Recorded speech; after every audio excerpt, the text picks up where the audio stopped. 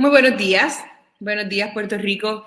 Gracias por estar una vez más en esta edición de El Push de la Mañana. Gracias por acompañarnos nuevamente. El Push de la Mañana es esta herramienta de Noticel para llevarle la información de todo lo que acontece en Puerto Rico, de todas las cosas que están pasando y que están por ocurrir y para analizarlas también de cómo va la cosa. Hoy, amigos, vamos a tener con nosotros a la secretaria de Educación, la honorable Elba Aponte Santos, secretaria designada por el gobernador Pedro Pierluisi, para que nos hable básicamente del regreso a las clases. El regreso a las clases, el comienzo, la reanudación de las clases es el lunes 11, y será de manera, como ustedes saben, será de manera virtual por el momento. Mientras tanto, se hacen los planes para que comience en algún momento la educación presencial. Buenos días, Yadira Díaz. Buenos días, Eli Rosario. Buenos días, Rosa María Lorenzo. Y buenos días, José Alvarado Pérez, por estar aquí.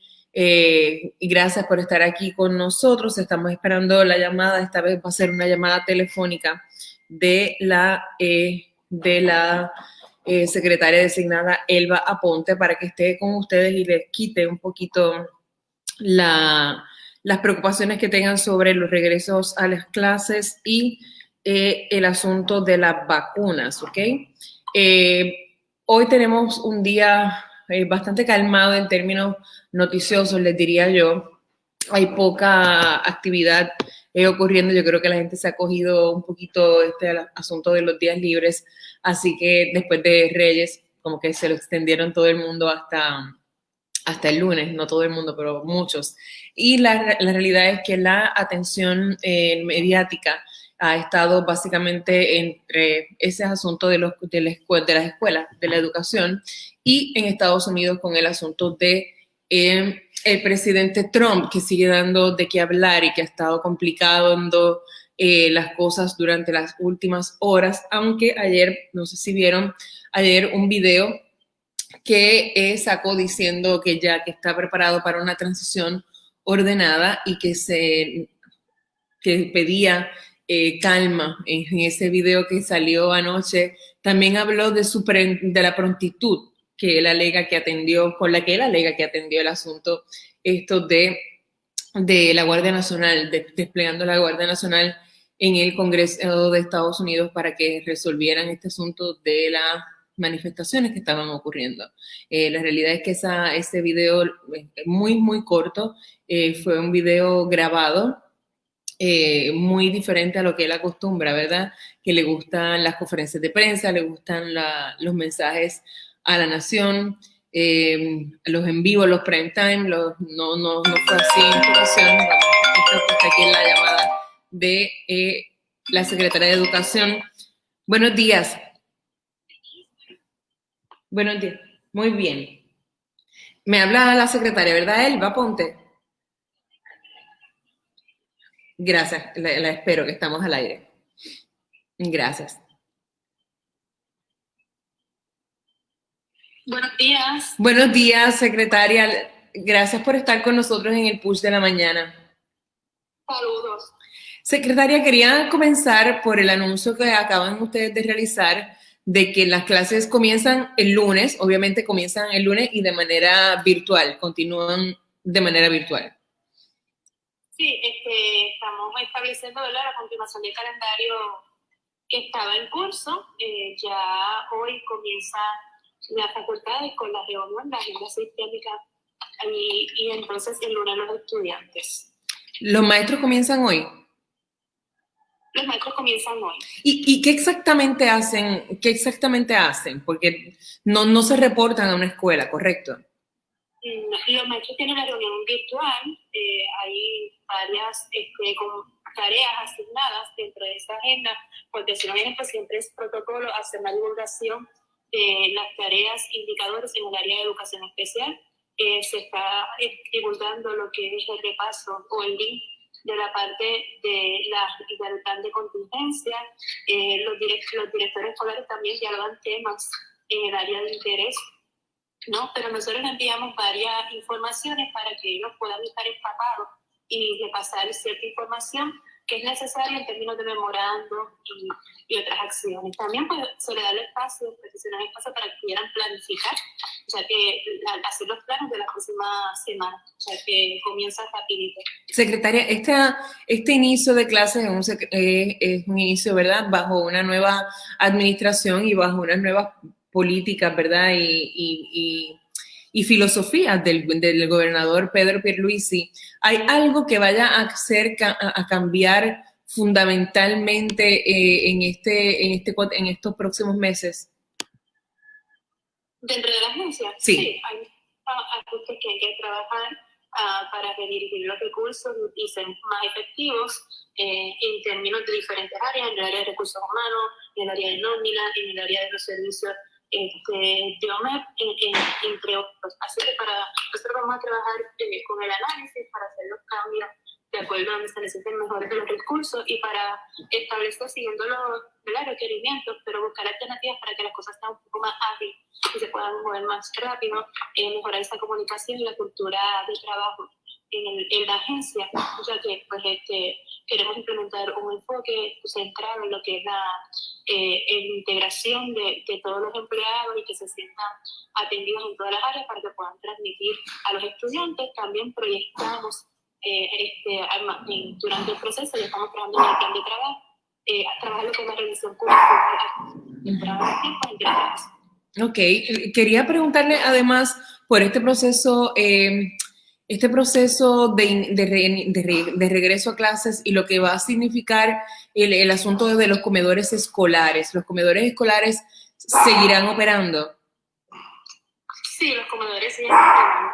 Todavía están continuando las actividades de comedor, están reportándose a las escuelas, los conserjes y asistentes de servicio están dando los alimentos. Eso es correcto. Ok, o sea que solamente tienen que ir a hacer. ¿Cómo opera? ¿Los recogen ahí en la escuela por servicarro? ¿Cómo? Tipo de delivery. Ok, lo recogen allí y se lo llevan. Sí, se lo llevan. La gente puede estar, los estudiantes pues, por lo menos tienen su almuercito. Sí, eso sí. Sí, la realidad es que durante mucho tiempo eso fue un issue muy grande durante la pandemia. Secretaria, quiero hablarle sobre una entrevista que tuvimos ayer con el gobernador Pedro Pierluisi y el regreso a las clases, ¿verdad? La proyección que ustedes han tenido de marzo, un regreso de marzo que sé que está condicionado a muchas cosas, estoy clara en eso. Y ahí el gobernador habló ayer y quiso aclarar que ese regreso va a ser voluntario. Pero ¿cómo opera? ¿Cómo opera este asunto de la voluntariedad? O sea, ¿cómo un maestro de salón de clases maneja a unos niños que sus padres decidieron enviarlos y a otros de manera virtual? Mira, se está trabajando con el mayor esfuerzo para que las escuelas estén listas. Sabemos que hay unas grandes retas en el área sur. Estamos trabajando con lo que es el plan de vacunación para poder vacunar a los empleados. Estamos trabajando con revisar lo que es el plan de contingencia, que ya había uno que había trabajado el pasado secretario y equipo de trabajo junto al Departamento de Salud. Vamos a estar orientando a las familias sobre este plan de contingencia.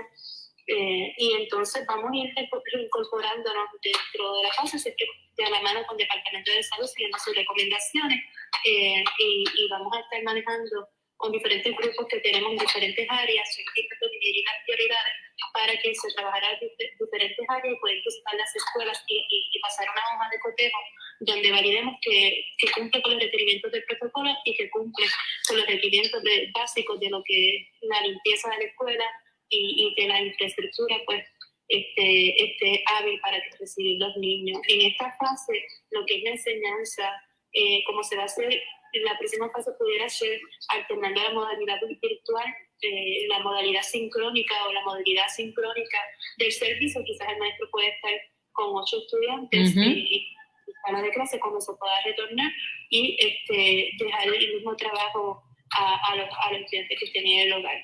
Tenemos que movernos de esa manera, quisiéramos que fuera en todo lo que requerimos como modalidad presencial, pero lamentablemente pues tenemos todavía la situación del COVID y queremos entonces seguir haciendo esta transición para que los niños se vayan adaptando nuevamente, porque ciertamente ya un tiempo fuera de la clase y todo ese proceso de adaptación nuevamente para todos, para todos. La verdad, secretaria, que yo soy una de las madres que está loca porque es verdad, reinicie estos procesos de manera presencial, más por dos razones fundamentales. Yo estoy convencida, y quizá usted me puede corregir, pero yo estoy convencida de que este proceso de aprendizaje de nuestros niños ha sido simplemente interrumpido durante la pandemia. Yo no siento, por ejemplo, que el mío empezó. Ha aprendido demasiado, ¿no? En comparación con la educación presencial. Entonces, eso, y obviamente porque son los procesos que tienen los niños, los únicos procesos a veces que tienen para socializar.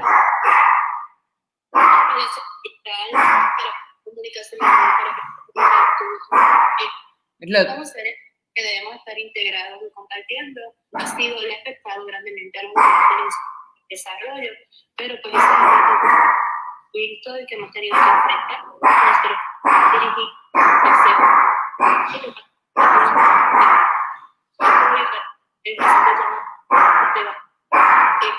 que no nos Disculpe, secretaria, disculpe, estos perritos no son, como no son humanos, no entienden que estoy al aire. Así que le pido disculpas. Quiero hacerle una pregunta específica que ha sido algo que todo el mundo aquí en este grupo ha hablado constantemente. Y es que, ¿qué pasa si los maestros no se quieren vacunar?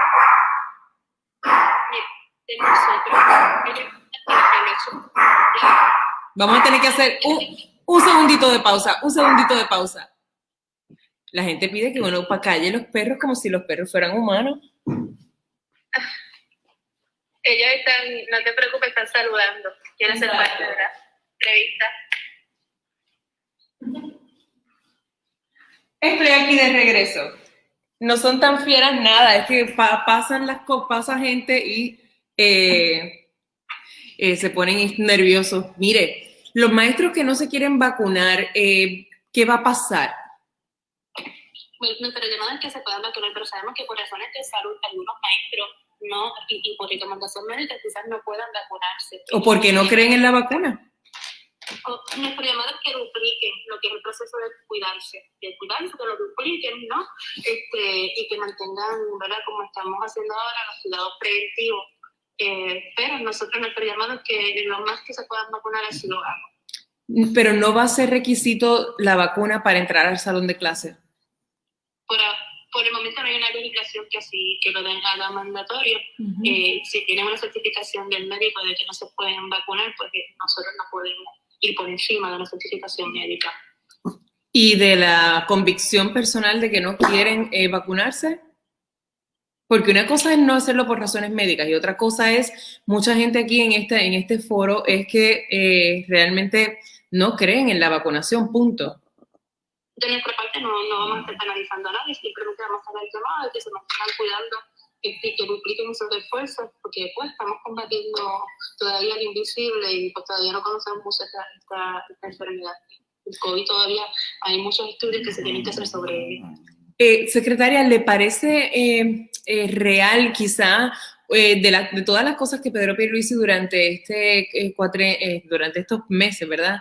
Ha anunciado, básicamente como que todo se lo han aceptado bastante bien, excepto este asunto de regreso a las clases presenciales. Ahí ha habido mucho escepticismo de que quizás fue demasiado ambicioso en establecer marzo como su fecha, asumiendo que la mayoría de la población estaría ya vacunada para ese entonces. Tenemos que establecernos metas. Esto va a depender de muchos factores, pero él está muy preocupado por la educación de las niñas. Eso lo ha manifestado, y cuando llego al equipo de trabajo del gobernador, lo hago porque vi una persona auténtica que se preocupa por la educación de las niñas y queremos movernos en mayor esfuerzo de forma responsable para poder dirigir el acceso a la educación de esta modalidad. No obstante, todo lo vamos a hacer en equipo y vamos a estar en diálogo con los directores escolares, vamos a estar en diálogo con los padres, vamos a estar en diálogo con los superintendentes y vamos a hacer el trabajo mayor para poder lograr las metas establecidas. se estará comunicando si hay los ajustes que se tengan que hacer en el proceso, pero el esfuerzo es por la niñez de Puerto Rico. O sea, que la fecha de marzo no está escrita en piedra tampoco. Nada está escrito en piedra porque sabemos que, oye, nosotros superamos la parte de los sismos y fuimos incorporándonos, ¿verdad? Y en este caso yo lo hago como persona, el mensaje, nos fuimos recuperando las clases y de momento viene el COVID, o sea, que nada que refiera porque todo es impredecible, esperemos que no vengan más sismos, esperemos que no ocurra nada y que podamos superarlo. Nosotros tenemos que dirigir los mayores esfuerzos para estar listos y ¿verdad? Tomar decisiones y poder movernos. Tenemos que establecernos metas, tenemos que devolver la esperanza a la gente y ese es el mensaje, que vamos a estar trabajando arduamente con el equipo de trabajo para lograr las metas establecidas por la niñez de Puerto Rico. Secretaria, usted obviamente tiene la particularidad de que viene de la Asociación de Maestros, así que usted conoce las necesidades de los maestros, de los estudiantes y de todo el personal que labora, ¿verdad?, en las escuelas. Otra cosa que hemos podido constatar a través de estas conversaciones que tenemos en este foro es que los mismos padres nos dicen es imposible que la escuela de mi hijo esté preparada porque esa escuela hay solamente que pasar por ella para saber que está totalmente desmejorada. Ahora que comienzan las clases, aunque sea de manera virtual y que comienza el resto de los empleados, ¿qué atención van a tener esas escuelas? Bueno, ya, como te digo, envié la parte del equipo que se dedica a trabajar con el asunto de las escuelas. Aquí trabaja que son menores, hay trabajos que son mayores. No obstante, lo que es cortar el patio, lo que es si hay que hacer la fumigación, limpiar las aceras y que pues eso se va a estar haciendo el trabajo. Ayer nosotros estuvimos reunidos con la persona encargada y vamos a trabajar la precisamente que trabajan sábado y domingo. Vamos a estar tomando otras iniciativas para hacer mayor fuerza en captar las escuelas. Sabemos que en el área sur hay unas escuelas que lamentablemente pues no están catalogadas como no aptas, que no se pueden abrir, y también reunir con los alcaldes de esa área para buscar alternativas de accesos temporeros en un momento dado. Pues vamos a estar dialogando, vamos a establecer una persona enlace para tener esa comunicación y buscarle alternativas, porque no puede ser que llegue agosto y que no haya alternativas para esa población. O sea, esa educación presencial para los estudiantes de las escuelas del suroeste no va a ser en marzo. Mi interés es que se puedan buscar algunos lugares, si hay disponibles. Sabemos que la brecha se nos va cerrando, pero ellos trajeron pues quizás centros comunales que pudieran ser inspeccionados. Ese diálogo lo vamos a continuar teniendo, pero tenemos que dirigir todos los esfuerzos a proveer alternativas a estos niños, a estos maestros, para que puedan tener algún tipo de contacto con el estudiante. ¿Ya encontraron el informe de las escuelas aptas? Sí, yo tengo un informe, lo estamos validando toda la información y entonces vamos a estar haciendo una comisión para hacer visitas a las escuelas. Eso es parte del plan de trabajo que hemos desarrollado. Preliminarmente, ¿tiene un número de escuelas aptas? De las escuelas aptas como tal, tenemos, bueno, si estamos hablando de la inspección que se hizo, sí, hicieron ingenieros, tenemos aproximadamente 689 escuelas catalogadas como aptas. ¿De cuántas? ¿De un total de cuántas? 155, las otras caen, ¿verdad? Tenemos unas que caen dentro de la categoría parcialmente aptas y las no aptas que fluctúan en la parte de como de eso. Pero entonces la mayoría. Ay, Dios mío.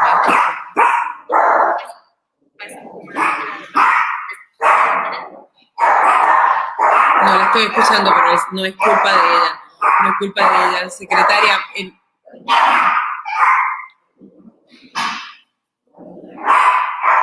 la secretaria a las 7:30 tenía otra entrevista. Disculpen la intervención de estos perros, pero ya habíamos finalizado con la secretaria. La secretaria nos dice que no está nada escrito en piedra, que no necesariamente van a ser, no necesariamente está escrito en piedra que sea en marzo. en marzo. Es posible que puedan algunas escuelas extenderse un poco más en el tiempo. Les voy a pedir un segundito, por favor, su indulgencia, porque hoy es un día en que se han como que comportado un poquito mal los chiquitos de la casa. Ahora se callan cuando ya... Pedro, no voy a callar a los perros. Esto es mi casa, esta es mi sala. Y este informativo es realmente lo que es la realidad pandémica, ¿ok? Y esto sí, es la segunda, si esta es la primera vez que vienes, te comprendo que no lo comprendas, pero en mi casa aquí esto es, el push de la mañana es reflejo del caos de muchos de los padres que estamos trabajando desde nuestro hogar, y aquí se trabaja así. No te preocupes. Entonces, le voy a enviar, ya mismito vamos a tener, ya saben básicamente lo que dijo, me preocupa mucho ese número de escuelas aptas, son pocos, son bastante pocos, no aptas más de 689, así que esa parte me preocupa bastante. Vamos a buscarle, ellos...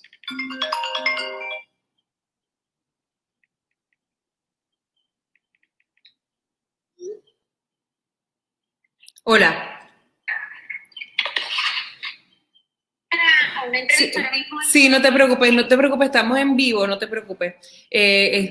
Gracias, le doy las gracias a la secretaria porque verdaderamente fue muy bueno que nos haya atendido. Varias cosas que sacamos de esa entrevista. Las clases presenciales inician mañana, el lunes. Los maestros empiezan hoy. ¿Ok? Así que ella está convencida también de que no ha sido muy, ¿verdad?, provechoso para los estudiantes. Y me disculpan, estoy escribiendo aquí porque tengo otra vez tengo una persona adicional que va a estar con nosotros a partir de las 7:30.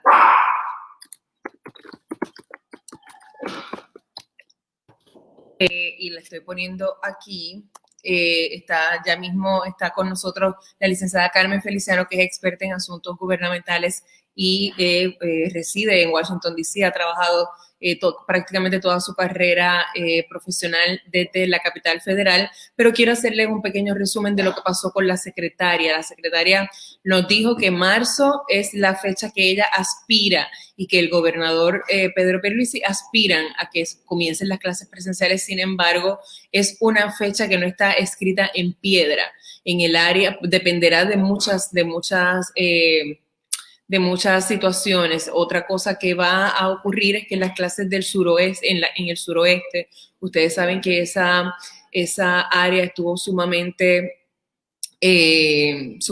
afectada por los terremotos, y ella lo que dice es que posiblemente en esos casos tome más. Por eso se está reuniendo con los alcaldes de esas ciudades para determinar. Es una lástima, tengo que decirlo, es una lástima para mí increíble que a estas alturas, ayer se cumplió un año de los terremotos, y que todavía hayan pueblos que no tengan una sola escuela apta para recibir a nuestros estudiantes. Yo creo que eso habla muy mal de nosotros, que eso no haya sido una prioridad durante la pasada administración. Yo sé que en muchas ocasiones se hablaron de fondos, pero yo les soy bien honesta, y ustedes que siempre están en este foro me pueden corregir. Ya a mí me cansan los anuncios de mucho dinero que después no se ven la obra en ningún lugar.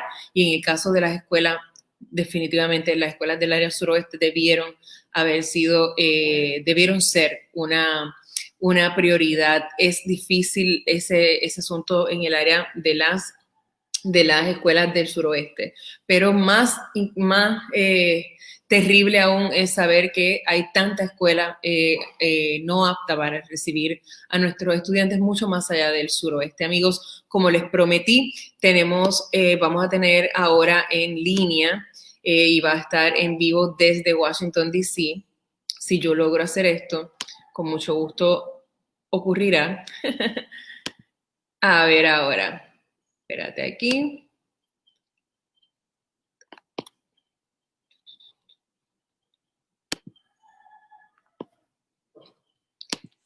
Ahí está. Tenemos con nosotros a la licenciada Carmen Feliciano. Buenos días, Carmen. ¿Cómo estás? Buenos días, Denise. Muy contenta de poder estar compartiendo con ustedes en esta mañana. Amigos, para los que no conozcan a Carmen, Carmen es la licenciada Carmen Feliciano, ha trabajado por más de 2 décadas en la capital federal con diferentes administraciones, PRAFA, comisionados residentes, Senado, un montón de una trayectoria muy impresionante de muchos años de conocimiento en la capital federal, y la quise conectar con nosotros hoy porque ella trabajó durante muchísimos años, trabajó en el Capitolio de Estados Unidos, y quería comentar con ella los acontecimientos de las pasadas horas desde el Día de Reyes para nosotros, y del día que se estaban contando, ¿verdad? Se estaba llevando a cabo el proceso del conteo de colegios electorales para declarar el presidente de Estados Unidos. Carmen, tú, desde tu experiencia, ¿cómo ves lo que ocurrió en el pasado 6 de enero? Pues primero que nada, Denise, fue una experiencia bien triste que creó mucha ansiedad y desasosiego en toda la nación, y yo creo que en todo el país. Fue horrible, era impensable, era surreal. En momentos pensé que estaba leyendo una novela de, no sé, Gabriel García Márquez, realismo mágico. Jamás en el tiempo que llevo aquí, que llevo 26 años en Washington, 15 años que trabajé en el Capitolio, he caminado todos esos pasillos, reconocía los sitios donde estaban los terroristas domésticos, por donde entraron, y me rehúso a llamarlos que estaban protestando, manifestantes, porque esto fue terrorismo doméstico. La sensación que yo sentí y que sé que muchos sintieron en ese día mientras los hechos se iban desarrollando fue muy similar a la del 9/11, con la diferencia que el 9/11 fue un ataque de fuera de los Estados Unidos, nos atacaron. La tristeza y la pesadez y lo incrédulo de esta situación es que fuimos nosotros mismos. Esto es terrorismo doméstico incitado por el presidente de los Estados Unidos. No sé si han tenido la oportunidad de ver el mensaje que él dio a las 11 de la mañana. Yo lo estaba viendo, yo lo vi en vivo. Yo no podía creer el tono que él utilizó para decir nos vamos todos para el Capitolio. Y claro está, él nunca llegó. Él los incitó a llegar hasta allí, y ocurre lo que ocurrió. Dentro de mi experiencia, yo creo que aquí hubo, y ya hemos empezado a ver cabezas rodar, la seguridad y la falla increíble que hubo en seguridad, para mí es muy difícil de entender. Renunció, y te quiero hacer esa pregunta. Renunció el jefe del Capitol Police. Tú y yo, bueno, tú mucho más, pero tú y yo conocemos el Capitol Police porque trabajamos ahí. Son gente estricta, son gente bien firme. Bueno, tú y yo tenemos un cuento de aquellos que nunca lográbamos que nos dijeran buenos días, ¿te acuerdas? Hasta que lo logré. Uh-huh. Y a mí me ha costado mucho creer que esa falla no se pudo evitar. Es bien difícil, y la verdad que hay videos que me rehúso a aceptarlo, pero ayer estaba compartiendo con una de mis hijas y me enseña un video donde se ve un miembro de la policía del Capitolio dejando que se abre una valla y le está haciendo señas a estas personas de que pasen. Yo no puedo creerlo, yo no lo entiendo. El que ha venido al Capitolio, y yo he tenido el honor de traer a muchas personas de Puerto Rico, o sea, las alarmas que suenan, aún nosotros siendo staff y trabajando allí, tú cruzas y suena una alarma y hasta los zapatos te tienes que quitar, la correa, el último mínimo centavo que tengas en tu bolsillo.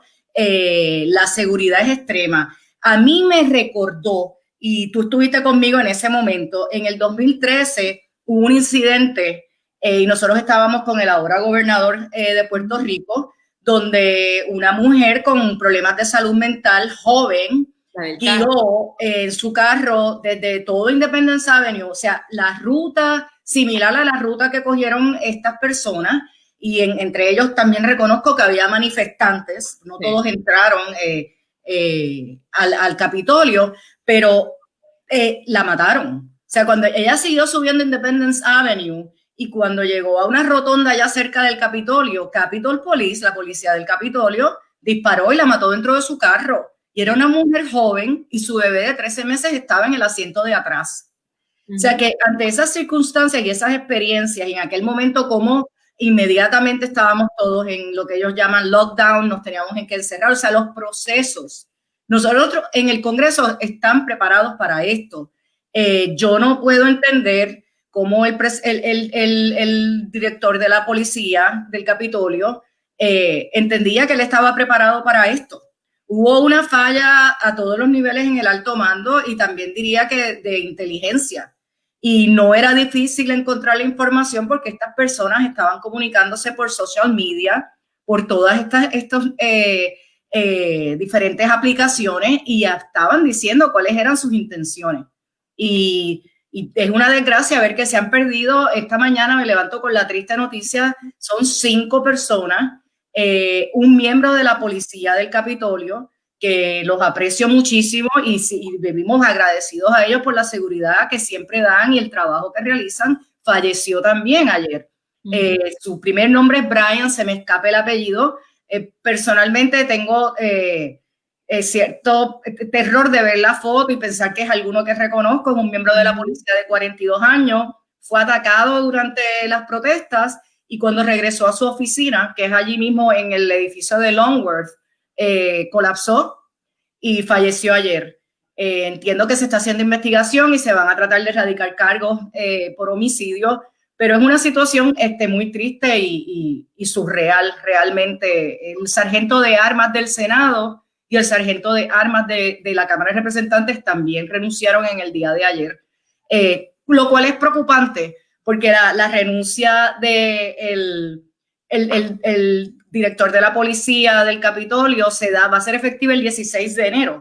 Y tenemos la inauguración el 20, o sea, las actividades de la inauguración del presidente Biden comienzan el 18 de enero. So, tener todos estos cambios. Otra cosa interesante que me llamó mucho la atención ayer es que rápidamente ayer se desplegaron unas paredes alrededor del Capitolio de más de 6 o 7 pies para evitar que entren a las facilidades, a lo que es la platea, es como la plaza que está frente al Capitolio, que son las tomas que estamos viendo en el lado que da hacia el Tribunal Supremo.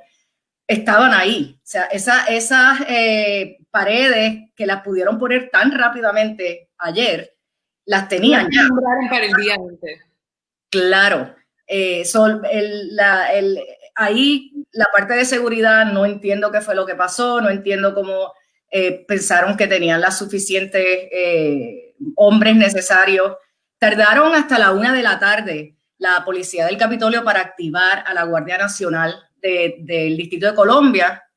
Es importante entender también que hay unos asuntos jurisdiccionales. Cuando estás hablando del Capitolio y en Washington, D.C., estamos muy acostumbrados a eso, lo que son áreas federales y lo que corresponde al Distrito de Colombia y en dónde entra las fuerzas federales, cuál es área que le pertenece a la policía del Capitolio, qué le pertenece, cómo puede entrar las fuerzas de orden federales y dónde está la policía del Distrito de Colombia. La policía del Distrito de Colombia no se podía activar ni entrar a los terrenos federales a menos que hubiese una solicitud directa de la policía del Capitolio. Ellos, ayer la alcaldesa de Washington, Bowser, indica que la comunicación fue muy confusa, que no había inteligencia suficiente, no entendía, dice que en un momento hablaban de que habían 2,000 personas y otros números les decían 80,000 personas. Y no fue hasta la 1 de la tarde que efectivamente solicitan refuerzos. Por eso vemos de la Guardia Nacional de D.C. y de la Policía de D.C. Por eso vimos esa lentitud también desesperante. Y por último, tengo que hacer el señalamiento que el presidente electo Biden ayer lo levantó, pero ya estaba por todas las redes. Vemos el despliegue de fuerza para las protestas de Black Lives Matter en el verano. Lo escuché, dijo que no hubiera sido, que no hubiera tenido un chance de que hubiera sido lo mismo si hubiera sido una manifestación de Black Lives Matter. Correcto, y eso, o sea, las redes sociales aquí en Washington, en todos sitios estaban, y las fotos son impresionantes. Tú ves la Guardia Nacional frente al Lincoln Memorial, no es frente al Capitolio. Carmen, hay algo con tu audio, vamos a ver. Vuelve a hablar, a ver. ¿Me escuchas? Te escucho, pero como que... Si puede ser Sí. Chequéate a ver. Ahora veo.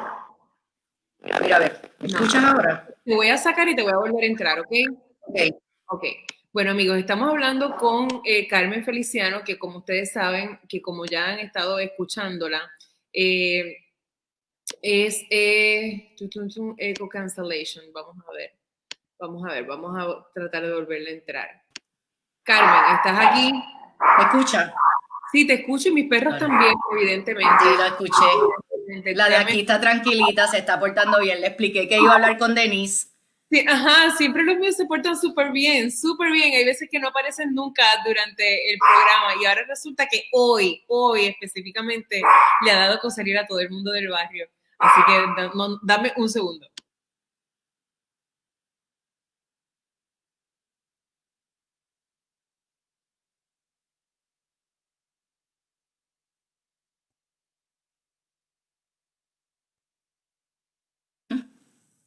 Ellos requieren de atención. ¿Quién es? Malbec y Merlot. Merlot. Ey, ya basta, dejen ya de ladrar que Carmen no la ven. Quería preguntarle, se habla mucho, Carmen, de la enmienda 25. Tú, con tanto que les he hecho el día a la gente hoy en el foro, claro que les he hecho el día si los perros me han tenido al palo, se tienen que estar muriendo de la risa, son malvados. La enmienda 25, ¿tú crees que haya una oportunidad de activarla o que yo simplemente no va Bueno, a ocurrir? La enmienda 25 está ahí, es un recurso. También estamos claros que el presidente Trump, estamos viendo un problema de facultades mentales. Él ha salido ahora y desgraciadamente yo no creo que es reciente.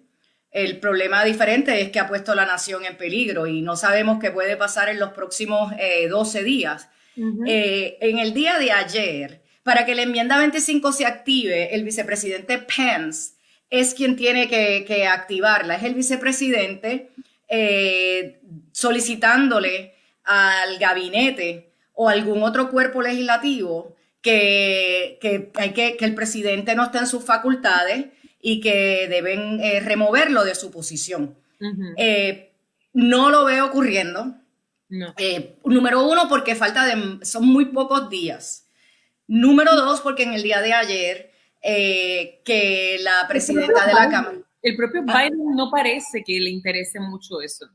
Bueno, Nancy Pelosi, yo creo que Biden es presidente electo, él ahora mismo no tiene una posición en el gobierno como para hacer esa petición, no creo que recaería sobre él, es sobre los líderes de la legislatura, es sobre el mismo Pence, que obviamente el día que estaban contabilizando los votos electorales se ve que tomó el mando, se veía muy tarde, me parece, y al igual que muchos de los que ahora están... como dicen, tirándose del barco a la última hora, después de haber incitado a toda esta violencia y ser cómplices de lo que vimos que se desató nuestro Día de Reyes. Pence, ayer Nancy Pelosi, que es la presidenta de la Cámara, y el presidente entrante del Senado, Schumer, solicitaron al vicepresidente públicamente que utilizara la enmienda 25. Estuvieron en una llamada telefónica, esto lo hicieron públicamente en unos mensajes, hicieron una llamada a Casa Blanca para hablar con el vicepresidente, los pusieron en espera por 25 minutos y después de esperar 25 minutos les dijeron no los va a atender. O sea que para mí eso es muestra clara de que no hay interés. La próxima avenida o recurso que tienen es hacer de nuevamente el impeachment, y se me escapa la palabra Ya lo hicieron, ya se utilizó, ya el presidente Trump fue impugnado por la Cámara de Representantes. Lo que pasa es que el proceso es dos, es la Cámara impugna y el Senado federal es el que remueve. En el primer caso, que si mal no recuerdo, fue debido a las influencias, a él tratando de influenciar procesos en Ucrania y Rusia, sí se impugnó, pero cuando llegó al Senado, ya los republicanos son mayoría y no se remueve al presidente. En este caso, habría que ver si pasaría, si hay suficientes senadores republicanos que estarían dispuestos a hacerlo y en número uno y número dos es tiempo. Estamos en una carrera contra el reloj y sinceramente como residentes de Washington, D.C., ciudadanos americanos, da miedo ver a esta persona haciendo las cosas que está haciendo. La gente, un poco ayer estábamos discutiendo cómo se vuelvan a portar mal. Uno a uno. Vamos a quedarnos con este ahora. Ok. La gente ayer estaba diciendo, pero ¿para qué continuar en la lucha esta de invocar la enmienda 25 si ya se va? La importancia yo creo que de la insistencia en eso de la enmienda 25 es que impediría que él vuelva en el 2024 como ya ha amenazado con hacer, bueno, amenazado. Bueno, él en su último mensaje dio a entender que no lo va a hacer. Yo creo que hay un problema, o sea, número uno, otra de las cosas que dije y sucedieron es lo del Twitter, porque yo, en mi opinión, el hecho que él se fuera y siguiera enviando tweets, que lo iba a hacer y lo puede hacer, no cambia nada en el ambiente político que estamos viviendo en los Estados Unidos, porque es a través de esos tweets que él le llega a estas personas que desgraciadamente él creen en todas estas teorías de conspiraciones falsas, que aún realmente creen que ellos ganaron las elecciones. ¿Por qué? Porque el presidente así lo ha estado diciendo, porque el senador Ted Cruz tiene la desfachatez de pararse en el hemiciclo del Senado y decir que él ganó las elecciones. Todos estos senadores, y algunos de ellos, incluyendo la de Ohio, que perdió contra Ossoff, ella se retractó, pero se retracta después que ya ha pasado todo esto que ha pasado. Bueno, o sea, y que el día anterior dijo en un evento público, yo voy a regresar al Senado para obstruir la confirmación de Biden. Exacto. Y después que estamos viendo todo esto que ocurre, que entonces está todo el mundo como que, ahora sí, mira lo que ha pasado, estamos todos amenazados, o sea, fue increíble. Entonces se retracta muy tarde. O sea que Lindsey Graham, que había estado toda la vida Trump, tuvo que finalmente reconocer que había llegado al límite. Es que llegó al límite, pero lo permitieron. O sea, yo creo que no solamente... Enablers. Es enablers, pero es que le facilitaron al presidente de los Estados Unidos este tipo de comportamiento que hace mucho tiempo, porque ellos sabían esto. Estamos hablando de personas inteligentes, personas capacitadas, personas pero le dieron más importancia a la política, al sentido de ganar mi puesto, y pensaban que apoyándolo a él era la carta de triunfo para ellos. ¿Sabes qué? Destruyeron sus carreras políticas, porque eso es el legado que nos dejan. Eso es lo que va a estar en los libros de historia. Eso es lo que nuestros niños están viendo. O sea, hoy estoy escuchando esta mañana aquí las noticias, hay psicólogos hablando de cómo explicarle a los niños y sobre todo a los de edad preescolar qué está pasando, qué fue lo que vieron, que estés pendiente si tienen ansiedad. Fue un momento, y ahora mismo las personas que vivimos aquí en el área de Washington, D.C., a partir de ayer empezaron a llegar policías de Guardia Nacional de otros estados, vienen de Nueva York, de Virginia, que estamos aquí al lado, Maryland, Pennsylvania. La cantidad de policías de la Guardia Nacional que se van a desplegar en Washington, D.C. es algo nunca antes visto. Hay puntos de cotejo, hay más de 30 puntos de cotejo, sobre todo viniendo desde Maryland, y entiendo que la razón es que por el estado de Maryland entran por carretera, más desde Pennsylvania, que sabíamos que había mucha gente, mismo New Jersey, ¿Cuándo se había visto una cosa así? O sea, es imposible ir. Nosotros nos pusieron un toque de queda. Yo nunca, yo sé que ustedes ahora con el COVID estuvieron el toque de queda y la chicharra, y yo no, al que no estoy allá, pues lo escucho todo y me siento que un pedazo mío siempre está allá. Aquí nunca. Y DC lo puso, dieron 4 horas. Virginia, el gobernador Northam, pone el toque de queda a las 6. Hace lo mismo que hizo DC, pero lo hace 15 minutos antes. En mi caso personal, una de mis hijas estaba trabajando. Me dice, ¿qué hago? O sea, hay toque de queda a las 6. Nunca hemos estado bajo esa situación. O sea, el estado de ansiedad que esto ha producido, no solamente el Día de Reyes viendo las imágenes, siguen llegando noticias tristes como la de esta mañana. Es que tenemos en la semana del 18 es la juramentación de un nuevo presidente. El deseo en el momento que esto estaba pasando, y como puertorriqueña que soy, era como que yo voy para allá. O sea, nosotros somos más, pero es imposible. Estás poniendo tu vida en riesgo. O sea, esto ya se pasó de primera enmienda. Todos tenemos derecho a ir y expresar pacíficamente nuestra posición.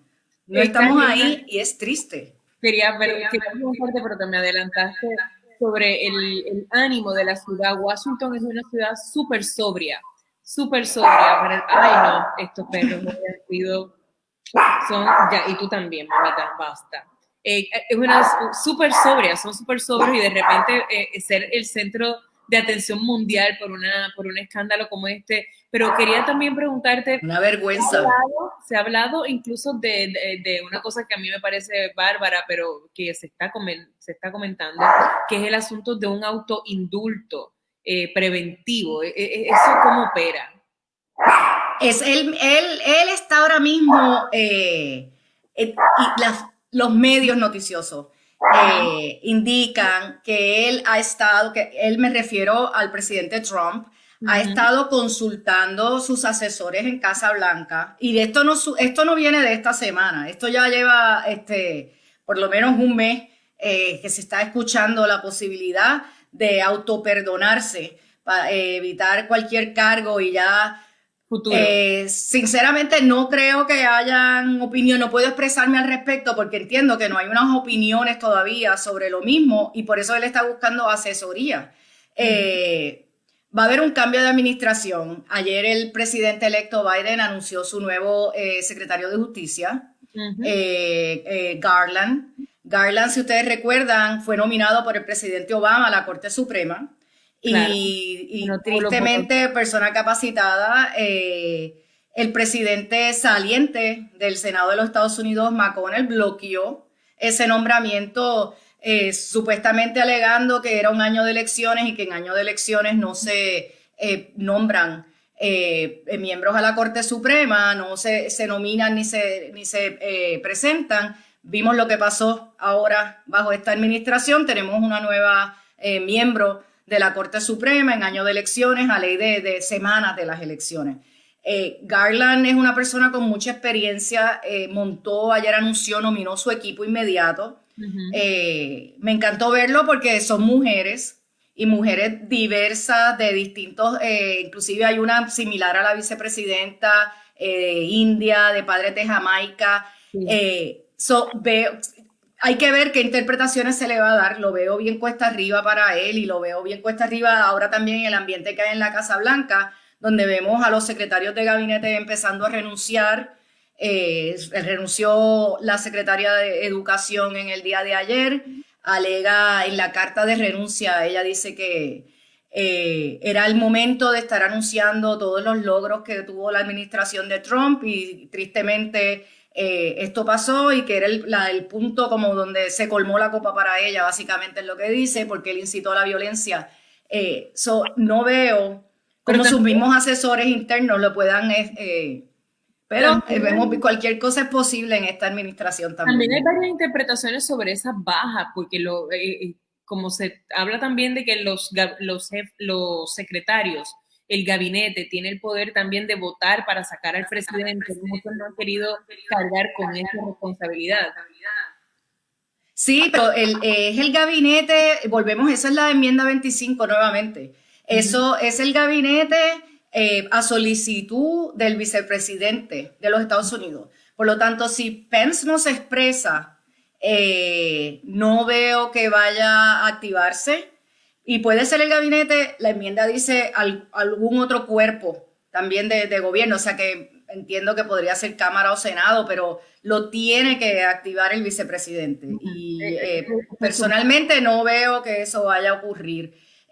Tampoco creo que miembros de su gabinete, ahora mismo solo dos, renunció la de transportación, que es la esposa de Mitch McConnell, Elaine Chao, y renuncia a Nancy DeVos. Vamos a ver hoy qué trae, quiénes más saltan del barco, como decimos en inglés, a little too late. Pero no creo que, pienso, o sea, en mi opinión personal, hasta ese punto es que van a llegar. Ese es el paso que están dando para tratar de disasociarse de la administración.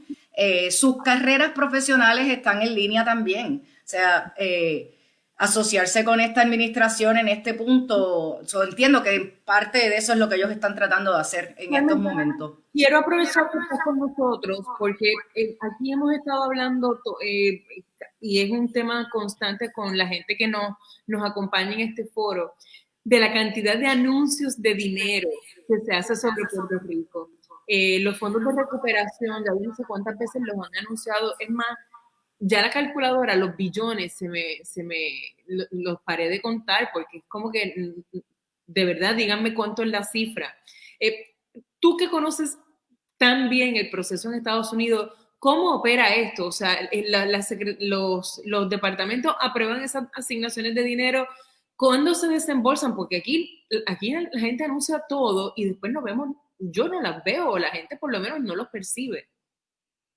Yo sé que ha sido bien frustrante para mí, como dices, es parte de mi trabajo, un poco el monitoreo de estos fondos y ver, como tú estabas diciendo, te escuché antes de entrar al programa hablando de las escuelas, el área sur de Puerto Rico, hace un año del terremoto, la gente siente que no ha pasado nada y se están anunciando todos estos fondos. El proceso para desembolsar los fondos es complicado. Es burocrático, el gobierno federal es bien burocrático y es un proceso complicado. Yo creo que se han unido varios factores que han hecho que la lentitud del desembolso de los fondos. Esos fondos es un proceso de asignaciones, todos se asignaron dentro de lo que se conoce como proyectos de emergencia suplementaria, que son proyectos que se aprueban fuera del curso natural del proceso de asignaciones para atender una emergencia. Una vez estos fondos se asignan y a manera de resumen, las agencias, el proyecto de ley determina quién va a ser la agencia que va a administrar esos fondos. En el caso de Puerto Rico, la mayoría de los fondos que se asignaron, que incluía no solo a Puerto Rico, incluía Islas Vírgenes, incluía otros terremotos, incluía fuegos en California. En nuestro caso en particular, la mayoría de los fondos iba al Departamento de Vivienda Federal bajo CDBGDR y a través de FEMA. Sabemos que en ambas agencias, y yo fui parte de varias reuniones, hubo un bloqueo de parte de la administración del presidente Trump para que los fondos fluyeran, porque los fondos están asignados, pero los procesos internos que tiene que tomar la agencia, como emitir las reglas bajo las que se van a utilizar los fondos, no fluyó, no se dio. Inclusive el último anuncio más reciente, que entiendo que fue para los fondos de energía eléctrica, eso estaba ahí y se le asignaron los fondos que correspondían a Virgin Islands y las Islas Vírgenes, y a Puerto Rico no bajó lo que llamamos el regulation, las reglas que rigen cómo se va a hacer el desembolso. Y entonces viene también el acuerdo estatal con quién va a manejar los fondos en Puerto Rico. Son muchas capas. Y creo que el primer obstáculo vino de Washington, se asignan los fondos, pero lo frenó la administración. FEMA ha sido un punto de mucha controversia en el manejo de los fondos en Puerto Rico y ellos alegan que somos nosotros. Puerto Rico ajustó, hizo cambios, ellos volvían a cambiar las reglas, la frustración de los municipios con FEMA. Ese es otro factor. El factor de los municipios no tener la capacidad para someter la cantidad de documentación necesaria para accesar los fondos. y quizás el gobierno central también. También ha sido otro asunto. Vemos que en el caso del municipio de Ponce, la alcaldesa saliente Mayita es uno de las últimas vistas que vi de fondos de recuperación en Puerto Rico.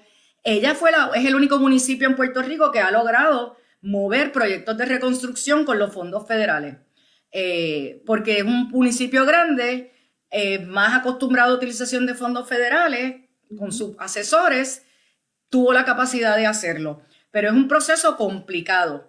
Yo espero que bajo la nueva administración del gobernador entrante, Pedro Pierluisi, y su experiencia de 8 años en el Congreso como comisionado residente y las relaciones que él tiene aquí en Washington, faciliten y comienzan a fluir esos fondos. Y la gente en Puerto Rico empiece a ver obra, que es la frustración. Están ahí el dinero. La realidad es, Carmen, que si funciona, si de verdad va a llegar todo ese dinero, va a ser el gobernador que más chavos va a tener para manejar y bregar y mejorar la cosa aquí en Puerto Rico. Si finalmente se arregla ese problema, yo a veces cuando hablamos de esos dineros, yo ya no sé quién los maneja, si es Core 3, si son las agencias directamente. Es bien difícil monitorear. Es difícil monitorearlo y es difícil entenderlo. Estás en Core 3, que fue la agencia que se crea a petición del Congreso de los Estados Unidos y exigencias del gobierno federal para crear accountability sobre estos fondos, saber dónde están los fondos, que no se pierdan, que se utilicen. Pero ¿qué ocurre? Que lo que crearon fueron capas y capas y capas encima de las regulaciones normales federales. Entonces eso crea confusión y tenemos el asunto de la corrupción, pero también entiendo que de cierta forma sí, Puerto Rico tiene un problema de corrupción en fondos federales, pero no hemos visto ningún caso de corrupción en cuanto a los fondos de recuperación. Y el único caso de corrupción que hubo fue con FEMA y fueron sus mismos empleados. Fueron sus mismos empleados, es el único caso de corrupción que ha habido. Entonces se empiezan a repetir esto al papagayo y eso lo que ha creado es todo este retraso que estamos viendo en cómo se desembolsan estos fondos. Carmen, no quiero abusar de tu tiempo, pero te tengo que hacer esta pregunta. Amigos que nos están viendo, Carmen Feliciano, para los que no saben este dato, seguramente no lo saben, pero yo se lo voy a decir. Carmen Feliciano estuvo en el Congreso en un momento bien determinante para Puerto Rico, que fue la redacción del proyecto de ley promesa. Fue un proceso que se vivió bien intensamente desde la oficina que ella dirigía. Y te tengo esta pregunta, Carmen, que es inevitable. ¿Has visto el propósito de la ley promesa cumplirse? La respuesta es rotunda y es no. No creo que ya llevamos 3 años con la Junta de Control Fiscal. No se ha podido llegar a un acuerdo con los bonistas. Entiendo que no era la intención cuando se redactó la ley promesa de que la Junta de Control Fiscal se convirtiera en un ente que estaba gobernando la isla. Y me parece que eso ha sido lo que ha pasado. Están micromanejando las finanzas de Puerto Rico. Esa no fue la intención absoluta de la redacción de esta ley. Y de hecho quiero recordar que cuando este proceso comenzó, nosotros lo que se estaba buscando era un mecanismo para poder reestructurar la deuda, porque Puerto Rico no tenía acceso como gobierno en el Código de Quiebra al capítulo 9 para renegociar la deuda, y simplemente así fue que esto comenzó.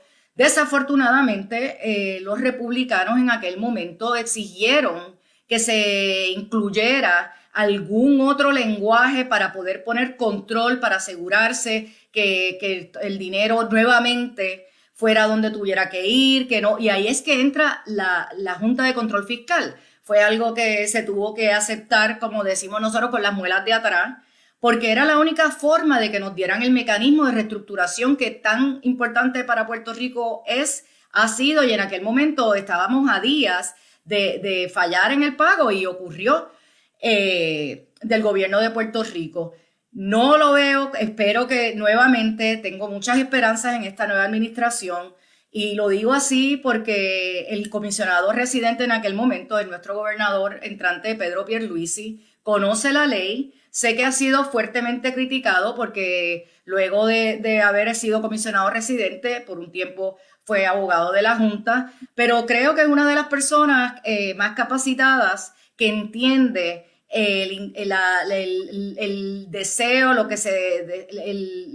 intención legislativa detrás de la ley y que tiene la fuerza para sentarse de frente con la Junta y hablar sobre qué es lo que Puerto Rico necesita y cuál era la intención. Definitivamente creo que se ha perdido mucho tiempo y mucho dinero. Ese área también me llama mucho la atención. En mi recuerdo, nosotros hubo mucho argumento de nuestra oficina de que el proyecto de ley no incluía una asignación de fondos para el funcionamiento de la Junta de Control Fiscal. Y estás imponiéndonos una junta, pero no estás asignando fondos para el manejo de la misma. Esos fondos vienen del gobierno central, que nos están diciendo que están imponiendo la Junta porque no tenemos fondos.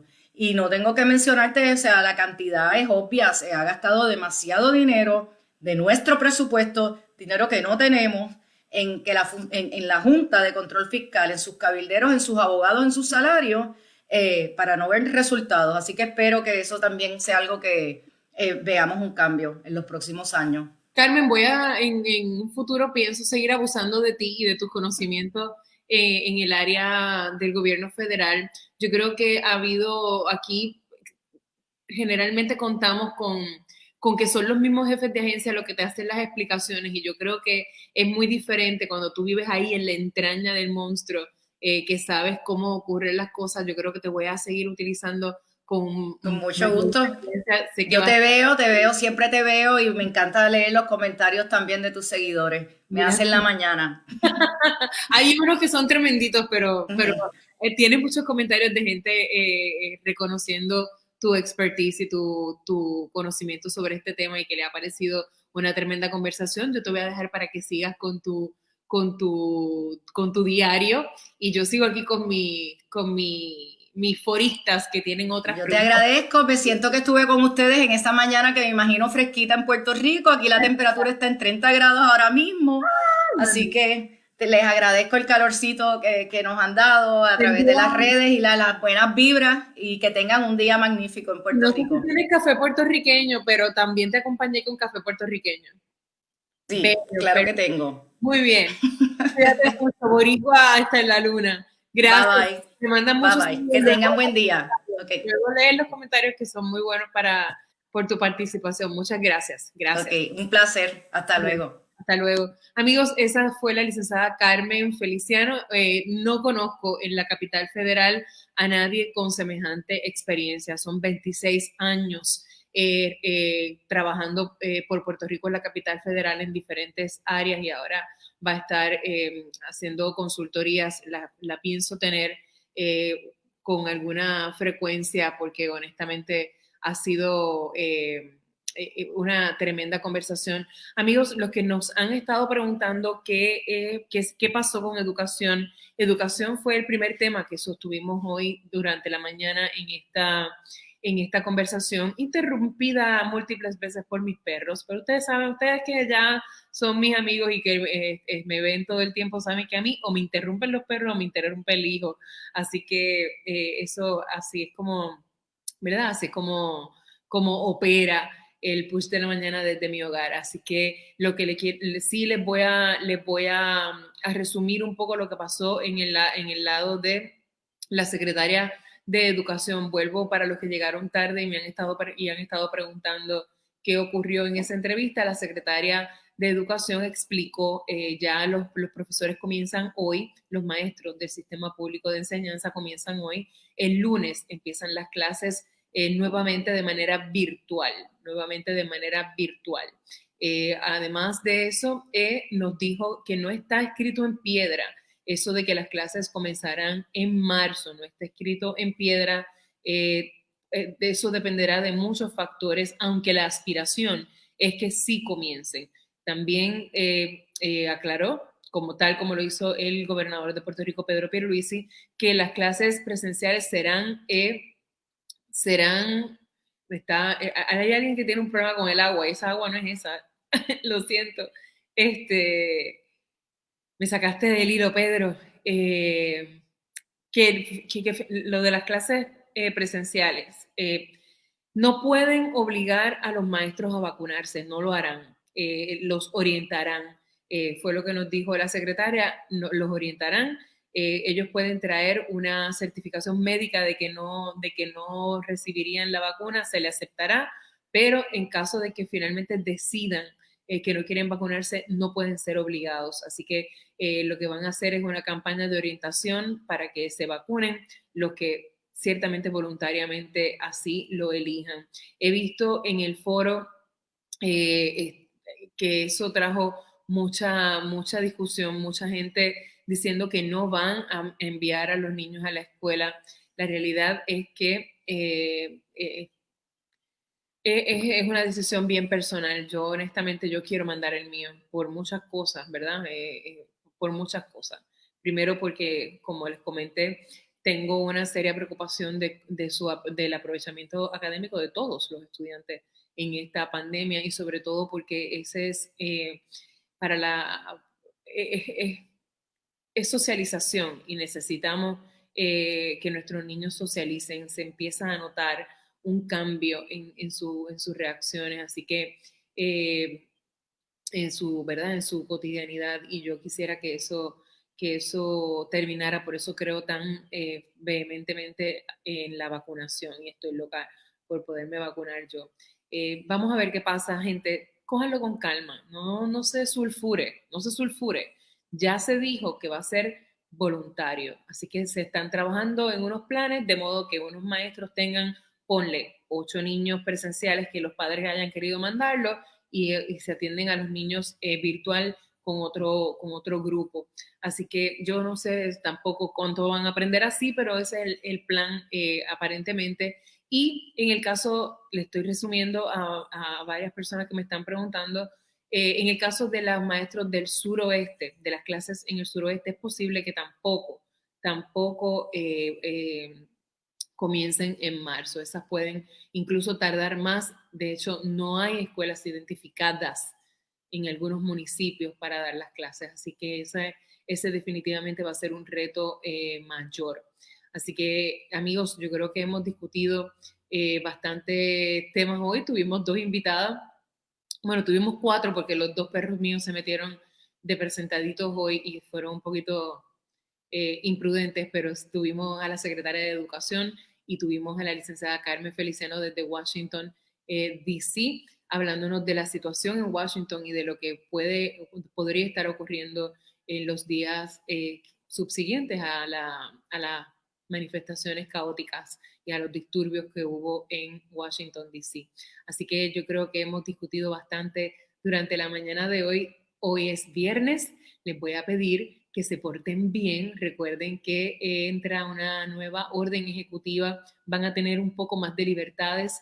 Yo creo que eso es bueno para que la economía mejore, se fortalezca, para que usted se sienta un poco más libre, para que pueda ir a la playa, para que pueda disfrutar de nuestros recursos naturales.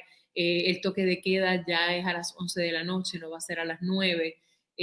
Va a tener un poquito más de libertades. Lo que sí les pido es que con esas libertades no abandone sus responsabilidades. Nunca las libertades pueden ser utilizadas irresponsablemente. Sea responsable y sea consciente, sea empático. Póngase su mascarilla, guarde el distanciamiento, no promueva el aglomeramiento de personas. Así que vamos a comportarnos bien en lo que todos nos podemos vacunar y finalmente salimos de esta pesadilla del COVID. Amigos, gracias. Tengan un excelente fin de semana. Me están preguntando por el perrito no se los puedo regalar. De hecho, ayer se me perdió como por 1 hora y fui la persona más infeliz del mundo. Literalmente me quería, o sea, el dolor en el pecho que tenía durante 1 hora fue simplemente, no se los puedo describir. No les puedo describir. Cuando la encontré, por poco me la como a besos. Gracias por su sintonía, gracias por haber soportado los inconvenientes de la transmisión. Tengan un buen fin de semana y nosotros, con el favor de Dios, ¿verdad? Con el favor de Dios, vamos a estar el lunes de vuelta a las 7 de la mañana en el Push de la Mañana. Cuando terminemos esta conversación, hágame un favor. Vea el video, dele like y dele share y así lo compartimos con otra gente que no ha tenido la oportunidad de entrar durante la mañana. Gracias, amigos. Recuerden bajar la aplicación de Noticel también para que se enteren de todo lo que ocurre durante el día. Gracias por su sintonía y será hasta el lunes. Buen día.